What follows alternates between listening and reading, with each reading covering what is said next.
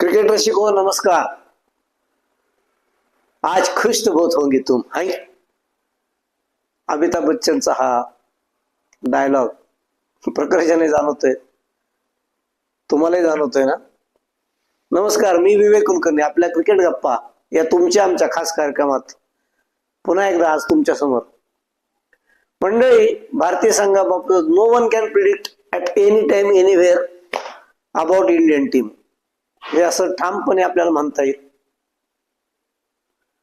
भारतीय संघ कधीही काहीही कुठेही कोणाविरुद्ध करू शकतो।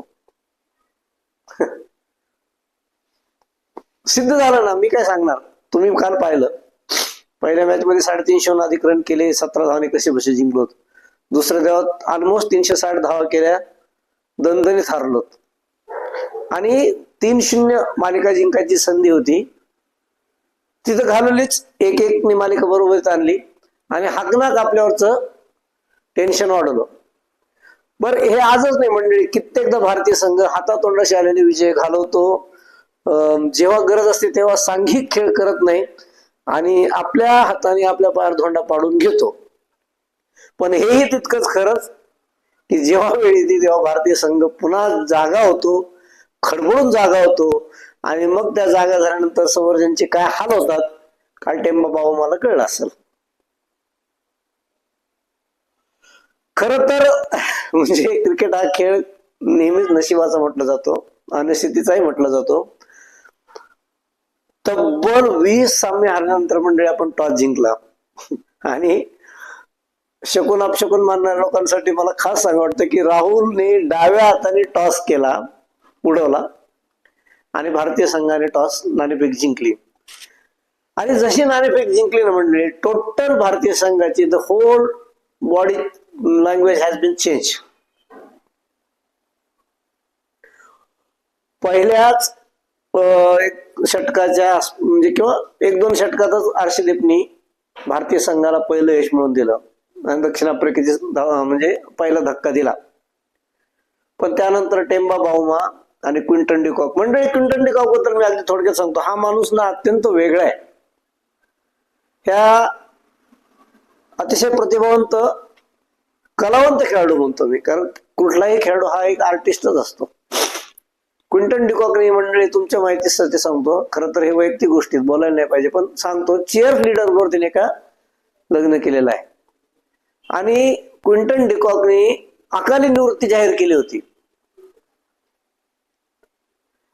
पण थँक्स टू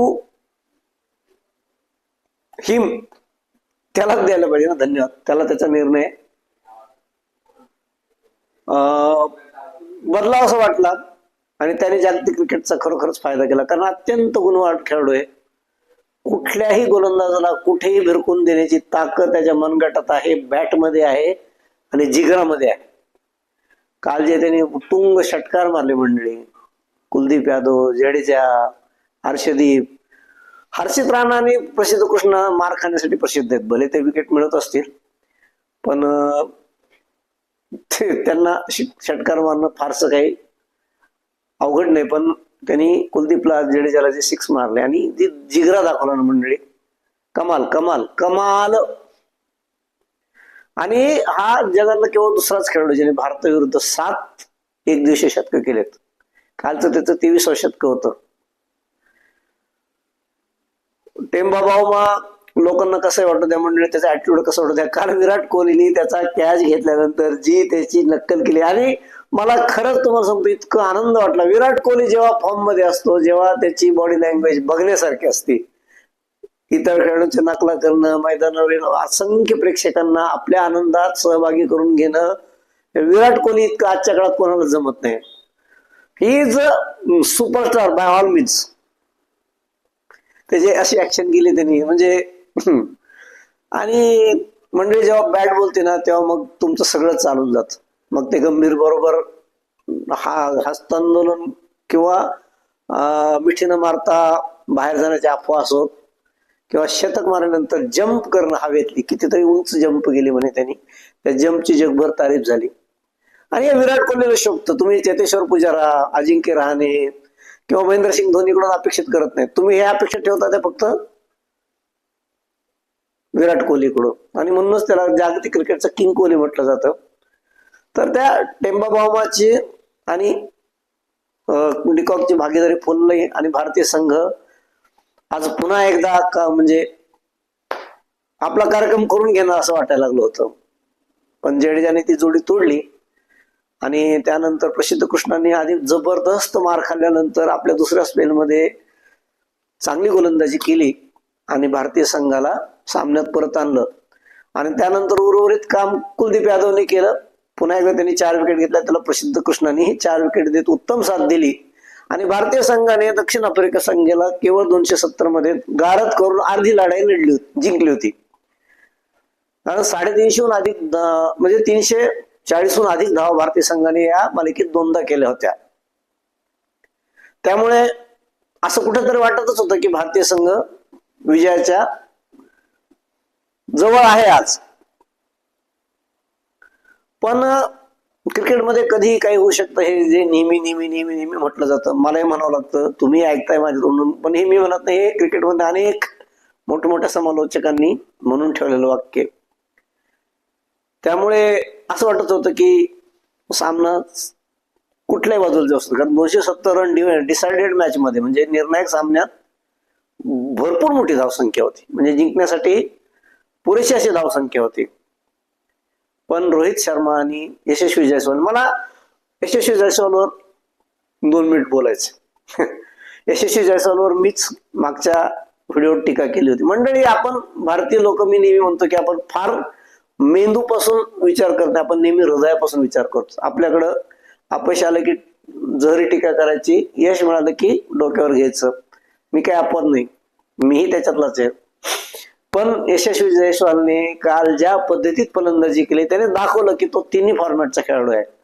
पहिल्या 50-60 बॉलमध्ये त्यांनी 31 रन केले होते, म्हणजे वन डे साठी ते अत्यंत प्रतिकूल आजच्या T20च्या काळातली फलंदाजी मानली जाते.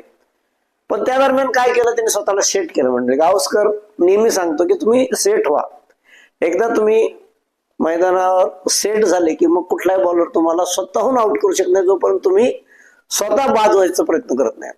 आणि काल ते यशस्वी जायस्वालनी आपलं पहिलं शतक गाठताना सिद्ध करून दाखवलं. म्हणजे रोहित शर्मा बद्दल काय बोलावं, किती बोलावं. माझा अत्यंत आवडता खेळाडू आहे. जेव्हा कधी माझ्याकडे पैसा येईल मंडळी चांगला आणि मैदानावर पैसा खर्च करून सामना बघायची वेळ असेल, तर मी सगळ्यात महागडं तिकीट घेऊन फक्त रोहित शर्माची बॅटिंग बघण्यासाठी जाईल. फलंदाजी जगातली अत्यंत सोपी वाटावी असं ज्याच्याकडे बघून वाटतं तो फलंदाज म्हणजे रोहित शर्मा. त्याच्या शैलीबद्दल, त्याच्या टायमिंग बद्दल, त्याच्या लेजी एलिगन्स, असं वाटतं की तो अत्यंत आळशीपणाने खेळतोय, पण तो जो एलिगन्स आहे lazy, it definitely matter a lot. 6 बघा, त्या म्हणजे हुक मारण्याच्या नादात तो आउट झाला, त्यावर टीका झाली, पण त्याने तो हुकचा फटका काही सोडला नाही. या बाबतीत तो वेताळा विक्रमादित्यातल्या कथेतला विक्रमच आहे. तो मोह त्याला आवरत नाही, पण त्याने ते कमांड मिळवलं. मंडळी, कालची डिटरमाइंड इनिंग जी म्हणतात ती रोहित शर्माची होती. आणि मला मनापासून वाटत होतं की आज रोहित आपलं 34वं शतक करेल, कारण 50 नंतर जे त्यांनी सुरू केले ते फटके, हा ते काय, रोहित शर्माच्या षटकाराबद्दल बोलणं म्हणजे आपल्यासारख्या पामराचं कामच नाही. तर प्रचंड जीवा सरस्वती पाहिजे, जी आपल्या वाणीवर प्रभुत्व व्हावं. मी खूप छोटा माणूस आहे, फक्त तुमच्या प्रेमाखातर मी प्रयत्न करतो बडबड करायचा. तुम्ही गोड मानून घेतात तो माझ्यासाठी अत्यंत अभिमानाचा विषय खरं तर. पण आय एम व्हेरी ऑनेस्ट, त्यात काही कुठला मोठेपणा किंवा खोटेपणा मिरवण्याचा विषय नाहीये. त्याची बॅटिंग जगात मंडळी, जगभरातल्या क्रिकेट प्रेमींनी, क्रिकेट समालोचकांनी आणि मोठमोठ्या क्रिकेट खेळाडूंनी मान्य केलंय की तो वन डेतला एक महान खेळाडू आहे. त्याने 20,000 धावांचाही टप्पा काल पूर्ण केला. मंडळी, he is the only third. आणि तुम्हाला सांगतो, 20,000 धावसंख्या करणारे पहिले 3 भारतीय आहेत. त्यामुळे फार फार कौतुकाचा विषय होता. आणि ज्या पद्धतीत ती बॅटिंग त्याची चालली होती, असं वाटलं होतं की आज आणखी एक शतक होणार. पण केवळ दुर्दैव, तो एक उंच षटकार मारायच्या नादात आउट झाला आणि त्यांचं शतक हुकलं. अर्थात विक्रम हे नेहमी मोडण्यासाठी असतात. वैयक्तिक विक्रमाला संघाच्या हितापेक्षा फारसं महत्व दिलं जाऊ नये, दिलं जात नाही, हे मलाही मान्य आहे. पण काल शतक अपेक्षित होतं, झालंय असतं, पण ठीक आहे. म्हणजे पण ती जी डिसायडर मॅच मध्ये त्याची सरासरी आहे ती पुन्हा अधोरेखित करते की रोहित कोहली आणि विराट कोहली किती महान खेळाडू आहेत आणि का आहेत. संघाला जेव्हा जेव्हा गरज असते आणि किती फरक पडला बघा मंडळी. 124 धावा करताना भारतीय संघ कुठला होता. त्या भारतीय संघाने 350 धावा 50, अर्थात दोन्ही फॉर्मॅटची तुलनाच होऊ शकत नाही. म्हणजे मला याच्याशी 100% सहमत आहे. मला याबद्दल कसलंही वेगळं विधान करायचं नाही. मला माहिती आहे यात होऊच शकत नाही. टेस्ट क्रिकेट हा क्रिकेटचा गाभा आहे आणि माझं टेस्ट क्रिकेटवर प्रचंड प्रेम आहे. पण दोन उत्तम खेळाडू संघाची दशा आणि दिशा कशी बदलू शकतात याचं उदाहरण या मालिकेत तमाम क्रिकेट प्रेमींना आलं असेल. अर्थात रोहित शर्मा आऊट झाल्यानंतरही 100हून अधिक धावा जिंकायला करायच्या होत्या, पण त्या धावा अवघड नव्हत्या. हे विराट कोहलीने अत्यंत लिलया सिद्ध केलं. म्हणजे या मालिकेत विराटने फक्त एक मेसेज द्यायचा अशा हिशोबाने फलंदाजी केली. त्याने आपल्या फलंदाजीने या मालिकेत अनेक लोकांना गार केलंय मंडळी. त्याचं अकाली टेस्ट मधून निवृत्त होणं असो, निवड समितीतले छुपे मतभेद असो, तो ओपन मतभेद असो, रोहित शर्मापेक्षा विराट कोहलीचा चेहरा खूपदा बोलतो आणि सगळं बोलतो. मग ते खुलेआम असतं ते आणि तो कुणाची भेदभाव ठेवत नाही. म्हणजे हा जिगरा तो पंजाबी ज्या लोकांच्या रक्तात असतो तो तुझ्या रक्तात आहे आणि ते त्याला शोभून दिसतं मंडळी.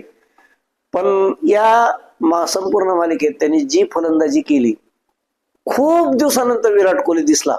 खूप दिवसानंतर म्हणजे नुकत्याच झालेल्या दक्षिण ऑस्ट्रेलिया विरुद्धच्या मालिकेतल्या शेवटच्या सामन्यात तो आपल्याला जाणूनच होतं. पण या मालिकेत त्यांनी जे शतक केले, शतकानंतरचं जे सेलिब्रेशन होतं ते फक्त सेलिब्रेशन नव्हतं म्हणजे तो एक इशारा होता की I am not finish eight. आणि खरं यार, इतके महान खेळाडूंना तुम्ही आम्ही कोण ठरवणार. निवड समितीने सुद्धा त्यांना खरोखरच वेळ द्यायला पाहिजे. मंडळी, व्हिडिओ लांबतोय मला माहित नाही, पण काही गोष्टी खरंच बोलण्याचं गरजेचं आहे. ऋतुराज गायकवाड बद्दल आपण क्षणभर बोलूयात. ऋतुराज गायकवाडला कॉन्फिडन्स घालवण्याचं काम जर कोणी केलं असेल तर निवड समितीने. केवळ मराठी खेळाडू आहे म्हणून त्याला संघात स्थान मिळत नाही का? तो खरंच टीमच्या थिंकिंग त्यांच्या म्हणजे विचारसरणीनुसार 11 मध्ये बसत नाही का? इतका चांगला खेळाडू तुम्ही कसं काय बाहेर बसू शकता, मला समजत नाही. मंडळी, 130 कोटी लोकसंख्या असलेला देश आहे, त्याच्यातला आपण 1% जरी म्हटलं, मी गणितात फार पक्का नाही, तुम्हीच हिशोब करा, पण संघात फक्त 11 खेळाडू खेळायचे असतात. मला मान्य आहे, पण असे अनेक शापित गंधर्व झाले या देशात, राजकारणाचे बळी झाले. कोणी कर्णधाराला नकोसा असतो, कधी कोणी निवड समितीला नको असतो, कोणी निवड समितीतल्या अनेक सदस्यांना कोटा सिस्टीम नको असतो. आणि मला कधी कधी असं वाटतं की ऋतुराज हे त्याचाच एक शिकार होतं का काय. पण मंडळी, त्यांनी मला या बाबतीत ना तेंडुलकरचं नेहमी म्हणजे उदाहरण द्यावं वाटतं या नवीन मुलांना. बॅटने बोलणं नेहमी गरजेचं असतं. तुम्ही ट्विटवर ट्यू करण्यापेक्षा तुमच्या बॅटने बोला, तुमचा खेळ बोलला पाहिजे मंडळी. आणि ऋतुराजने ते आपल्या दुसऱ्या वनडेत आणि मंडळी ते शतक करताना त्यांनी चक्क विराट कोहलीला मागे टाकलं होतं, तुम्हाला आठवत असेल. म्हणजे कमाल आहे, एवढ्या मोठ्या खेळाडू समोर तू बिलकुल बुजला नाही. आणि तो काय तसा फार अनुभवी नाही ना आंतरराष्ट्रीय क्रिकेटला. त्यामुळे या मालिकेने भारतीय संघातलं निवड समितीचं राजकारण संपावं अशी माझ्या प्रत्येक व्हिडिओत असते. मी परमेश्वरावर प्रचंड विश्वास ठेवतो. माझी जे काही मागणं असतं ते परमेश्वराकडेच असतं आणि आपण हे मागणं करूयात. अर्थात हा फार गहन विषय, कुटील विषय, आपण याच्यावर कोणी गॅरंटी नाही समजणार की हे राजकारण कधी संपेल.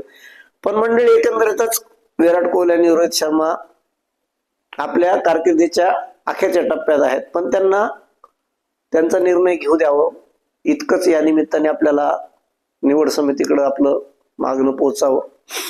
आणि भारतीय संघाने दणदणीत विजय मिळाला. म्हणजे 10हून अधिक षटकं राखत 9हून अधिक गडी राखत कॉम्प्रिहेन्सिव्ह विक्ट्री, जसं ते गाव म्हणजे रवी शास्त्री आपल्या कॉमेंट्रीत म्हणतात, and it's a comprehensive victory. He comprehensive victory होती. भारतीय संघाने पुन्हा एकदा आपला मायदेशातला एक दिवसीय सामन्यातला दबदबा सिद्ध केला. आता कसोटीतलं अपयश या विजयाने झाकून जाईल का, तर मुळीच नाही. जो बूंद से जाते हो हौद से आती नाही मंडळी, तसं आहे. आणि नक्कीच भारतीय क्रिकेट संघाच्या कसोटी च्या खेळाबद्दल अनेक शंका आहेत, पण अंधेरे के बाद सूरज निकलता है, तसं या पराभवाच्या खायतून आपण नक्कीच उभारू आणि पुन्हा एकदा भारतीय क्रिकेटला सोनेरी दिवस येवोत, इतकीच आपण अपेक्षा करू. 9 तारखेपासून 2020 ची मालिका सुरू होणार आहे. भारतीय संघ, मी आत्ताच सांगतो, म्हणजे मी क्रिकेट पंडित नसलो तरी मी सांगतो की भारतीय संघ 2020 ची मालिका 100% जिंकणार. पण